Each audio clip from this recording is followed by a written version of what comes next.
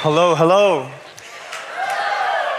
It is an absolute honor and privilege to be with you all today. I'm so excited to have a conversation with you around the future of medicine, because the future of medicine is the medicine of frequencies. And we're going to discuss exactly what Einstein meant in this insight. Now, right off the bat, I just want to say I have no conflict of interest. I'm not here to promote anything. My only vested interest is your health, your wellness, and your capacity to make informed decisions. I have to say, the goals for today, we're going to discuss energy. We're going to discuss a new perspective of energy as it pertains to health and wellness. We're going to activate your heart, which we're going to discuss throughout this talk. And we're going to help shift your global world view. And lastly, I want to provide very practical and shareable nuggets to help you inspire others. Now, these are very bold goals. I recognize that. But I have to say, we're in a very bold time. We are in a moment in history where there is a shift taking place. We're starting to understand the world in terms of energy, frequency, and vibration. And much of this perspective is literally shifting from a worldview, from Isaac Newton's perspective that says, hey, you're made up of a bunch of atoms, like marbles or bits. And your bits and my bits are separate. And in fact, this perspective says that your bits and the world that you're experiencing is separate. But the Nobel Prize in 2022 in physics was awarded to 3 gentlemen that experimentally proved that we are all part of this non-local, entangled universe. This basically means that every atom in your body contains information of every other atom in this universe. We are an extension of the whole. And I can say that this perspective, this quantum physics perspective, radically changes our understanding of what it means to be healthy. It's a radical paradigm shift in the way that we understand the mind-body relationship and how we can deliver health and wellness. Now, we're going to be discussing a lot about the heart as we explore energy and frequency, and I thought it would be appropriate to begin our conversation with a little story of my heart. I grew up, my heart started to beat in New Brunswick, east coast of Canada, and I grew up, asked a lot of questions, and I eventually made my way to medical school, became a physician, and interestingly, in my very first year of medical practice, I found out I required open heart surgery. And this was a rude awakening. As a physician turned patient, I really began to experience and appreciate our medical model from a completely different side. Now, granted, the physicians correctly diagnosed my problem and physically corrected my heart. But I have to say, there is something fundamentally missing within this journey of healing. And as I returned back to work shortly afterwards, I was then appointed the chief of our department. So very quickly, I got to experience our entire healthcare system from the bottom up and the top down. And I realized that not only is our entire system really outdated, but how we study, how we define health and wellness is completely narrow in scope. Again, something was fundamentally missing. And this realization really catapulted me in a completely new direction, on a journey of research and exploration, and I got very interested in India. In India, how they approached health and wellness, the whole person perspective, mind, body, spirit. And very quickly, I realized that there's an entire discipline of science that we were not exposed to in the West.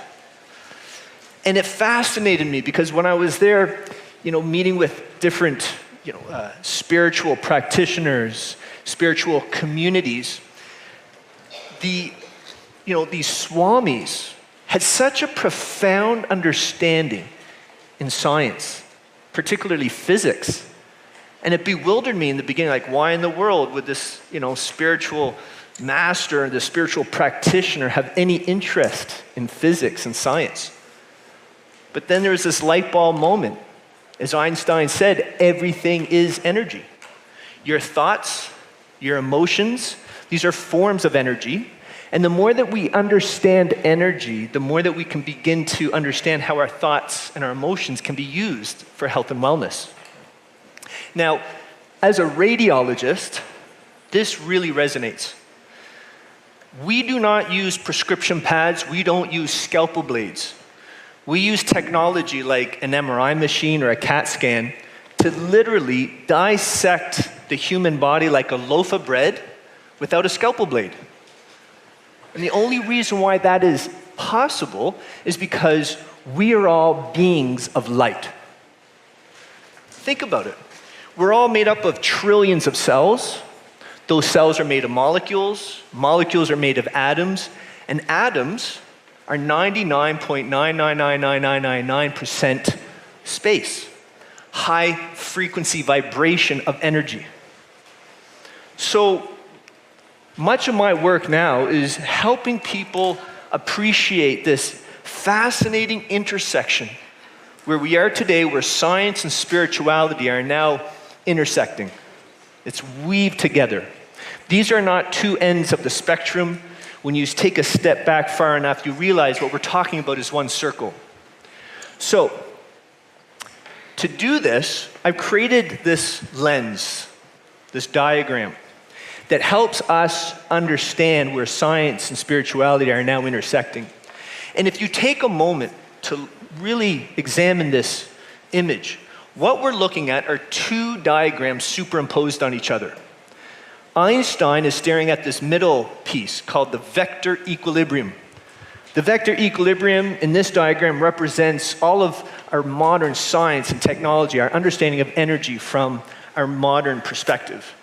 And the vector equilibrium, by the way, is related to the 1996 Nobel Prize in chemistry because it represents perfectly balanced energy. Perfect energy. His Holiness the Dalai Lama, on the other hand, is staring at the background flower. It's a lotus flower. And I'm sure many of you recognize it because this is an image that's been around for thousands of years that always represented the science of consciousness, the science of connection. Can you all appreciate that when you superimpose the vector equilibrium on the lotus flower, how they flow into each other? They occupy the same space. The reason why that is because there's a very specific mathematic ratio, a frequency that these two images share. And once we tune into this frequency, we begin to understand our true nature, not only as individuals, but as a community. So, I would like everybody to take your hands, put them out, and then just imagine putting on this lens. Because we're now going to explore the world through this perspective. And make no mistake, what we're going to be talking about today is what we now understand as the gold standard in medicine. Medical sciences have been moving in the right direction, but they have not yet begun to appreciate how quantum physics plays into this biopsychosocial model of medicine. And just to be clear, the biopsychosocial model is really a fancy term to say mind, body, and spirit. That blue circle, social, really explains the importance of why we have to feel so connected as it pertains to our health and our wellness. So, let's begin the conversation with the fact that you are all beings of energy. You are all energetic beings. And let's break it down to the cellular level. Every single cell in your body has a small degree of potential energy, like a little battery. There's a differential of energy between the inside and the outside of that cell, and it's 0.07 volts. So, if we do the math, on average, we are 50 trillion human cells. Every cell, 0.07 volts. You do the math, we're about 3.5 trillion volts of potential energy. And to put this into context, a lightning bolt is around 300 million volts of energy. So we are vast systems of potential energy. And how we manage that energy directly impacts our health, our wellness, our ability to perform. And when you think about going to a doctor or a naturopath, everything that we use to assess an individual's state of health, be it an electrocardiogram, blood pressure, heart rate, respiratory rate, brain waves, these are all forms of energy. They're all forms of energy. And in fact, when you think about your thoughts are forms of energy. If you recall in 2014, in the World Cup, Mr. Pinto, who was paralyzed from the waist down, he used a brain-machine interface to control a robotic exoskeleton to kick the opening ceremony, to kick off the opening ceremony. Meaning that every thought that you experience is its own brainwave signature. We have a brainwave dictionary for every thought, every experience that can now be used to control robots and computers. And in fact, if you fast forward 10 years to 2024, some of you may have seen 60 Minutes where they showcased an MIT student who actually was Googling through his thoughts. We can plug our mind into the cloud, into the internet. And we have to begin to think of ourselves as technology. We are vast systems of technology. I mean, every second you have about 1 billion chemical reactions taking place within your body. Every second. This is a very complex energetic system that we each are. Now, what's interesting is that it turns out that the heart plays a critical role in not only how we manage our own energy, but how we function as a technology. Dr. Roland McCready is the lead researcher at HeartMath, which is an organization focusing on psychophysiology, the science of understanding how thoughts and emotion affect your physiology, your biochemistry. And what we've realized through research is that your emotions, which are forms of energy, are literally encoded in the rhythms of your heart. Let me just say this again.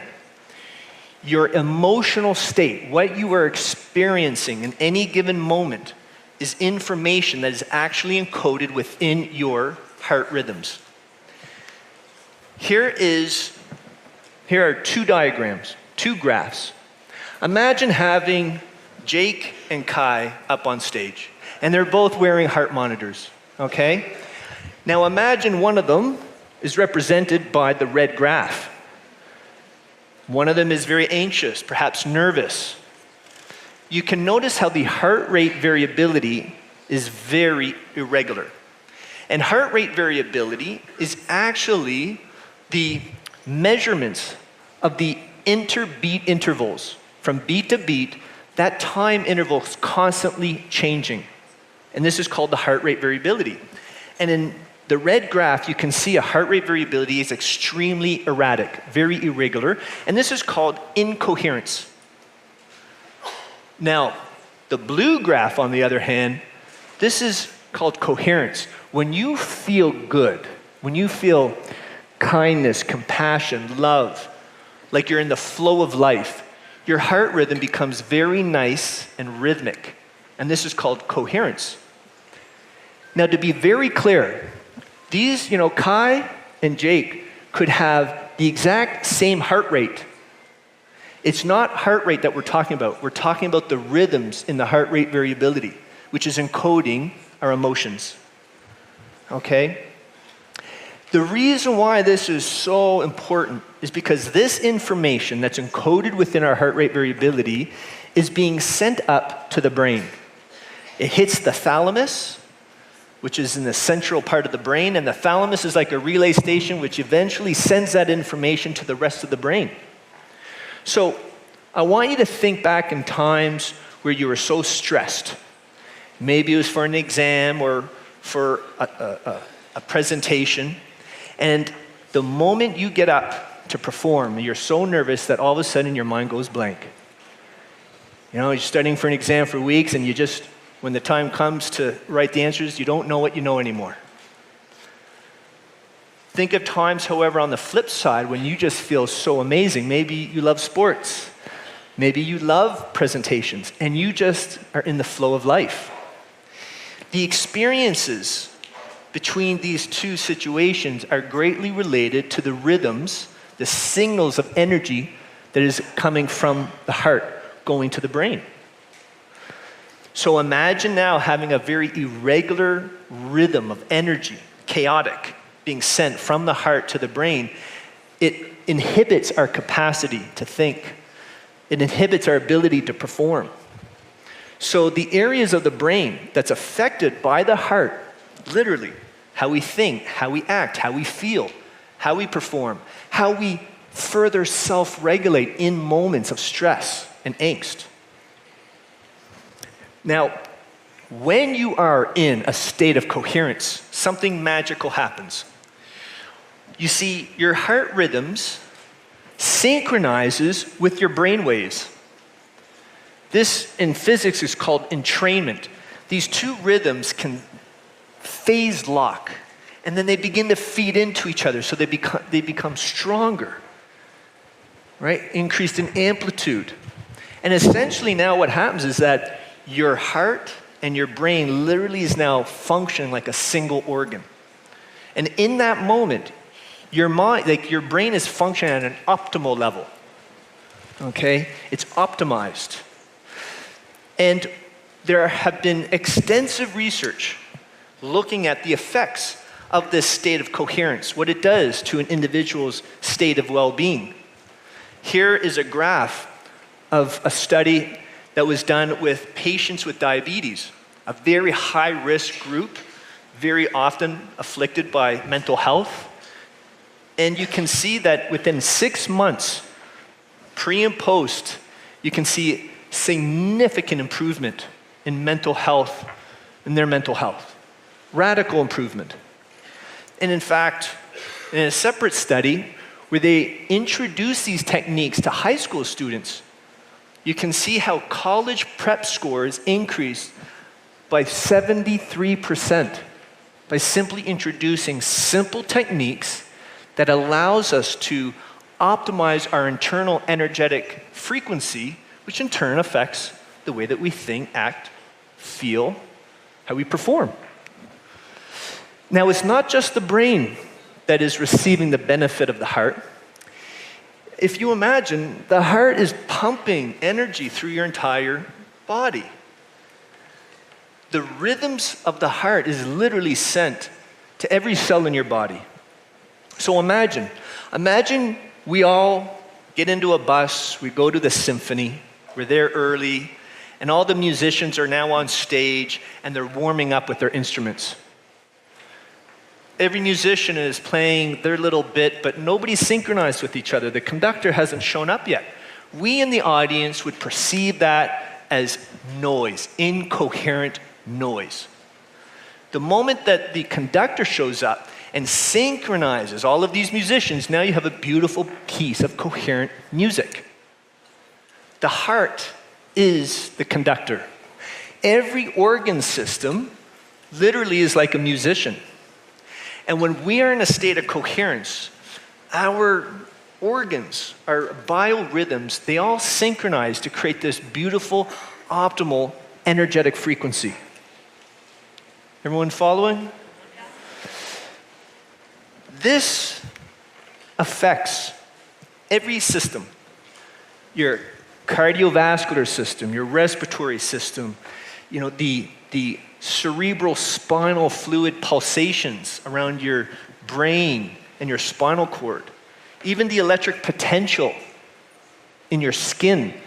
They're all now getting synchronized by the heart. If there are any musicians in the room, you know the drummer is the most important band member. The heart is the drummer. It gets everybody in beat, in flow with each other. And when you're in this optimal physiologic, energetic state, it's as if you're activating your technology and you're energizing yourself. Because in very simple terms, we are either in one of two states. You're either losing energy or you're gaining energy. It's very simple. And as technology, we're essentially like a battery, and we have this beautiful, divine capacity to charge and energize ourselves. Now, I want to make this point. This is very important. What we're talking about, the state of coherence, is not the same as relaxation. I hear that a lot. Oh, I love to relax.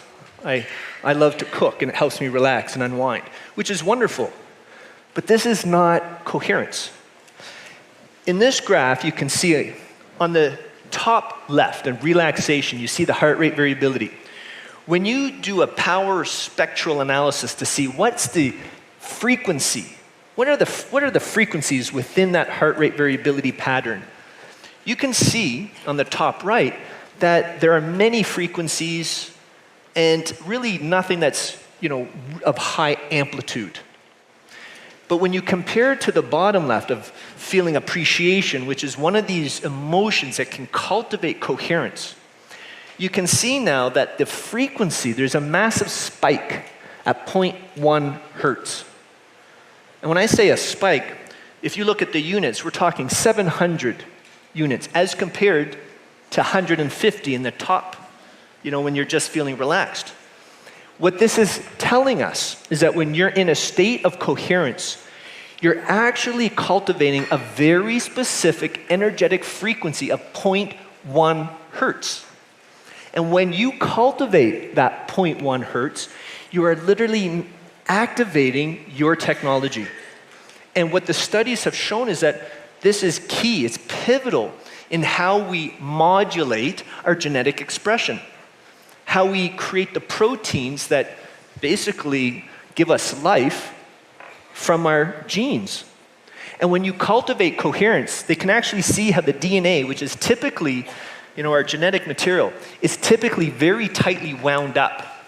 But when you practice coherence, the DNA unwinds, which is necessary for the transcription, for the creation of the proteins from those genes.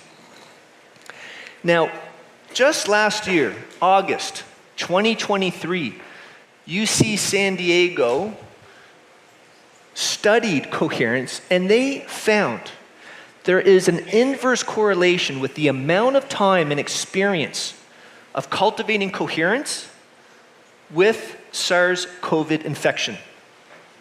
They literally found that the more that one individual practices and incorporates that into their lives, the greater degree of resistance to the SARS infection. And not only did they see that there's a correlation, they actually identified the very specific protein that is being created in that moment of coherence, SERPINA5. And this is a protein that prevents the virus, the M spike protein on the virus, so that the virus can get access to the cells. So we are now getting to a point where we begin to identify the mechanisms of action of how this energetic frequency literally modulates our genetic material to create a healthy, thriving state of being. And in fact, a study of over 5,700 people found that those with the highest self-regulation abilities were 50 times more likely to be alive in 15 years compared to those who had the lowest self-regulation abilities. Think about this. This is not just a slim margin. This is a huge paradigm shift. Huge. 50 times more likely to be alive in 15 years without chronic disease. In fact, not one, but 3 separate 10-year studies, they all concluded that emotional stress was more predictive of death compared to cancer and cardiovascular disease combined. That is huge. Huge. When I went to med school, which wasn't that long ago, smoking was the biggest thing. Now we're realizing how important stress is and how it affects the body. And in fact, people who are unable to effectively manage their own stress, they're 40% higher. They have a 40% higher death rate compared to non-stressed individuals.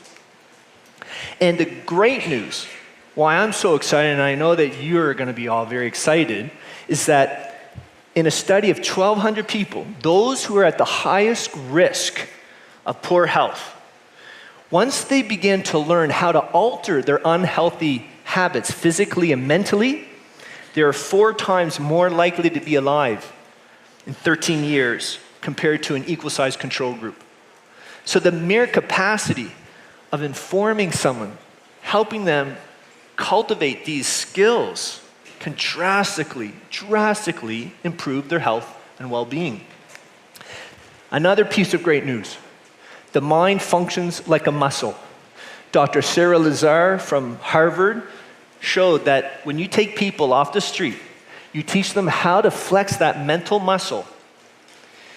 If you practice 20 minutes a day, within 2 months, you will see structural changes to the brain. So imagine if we all started going to the gym. In 2 months from now, you notice how your muscles are looking leaner and stronger. The brain is no different. We can do an MRI today, and in 2 months, if you were to practice 20 minutes, in 2 months, I could show you with an MRI machine how your brain structurally changed. So the areas in the brain that's associated with stress, the fight or flight response, it shrinks. It's less sensitive. It's not as hyperactive. We're not going to respond to the external stress as like we used to. We have a higher degree of resilience, a capacity to lean in to challenging moments, challenging situations. And the frontal cortex, the more evolved parts of the brain, that area gets thicker. So if you think about it, these techniques help facilitate our own evolution. It expands our capacity to thrive, and it reduces parts of the brain that are less evolved, that holds us back, related to fear, angst.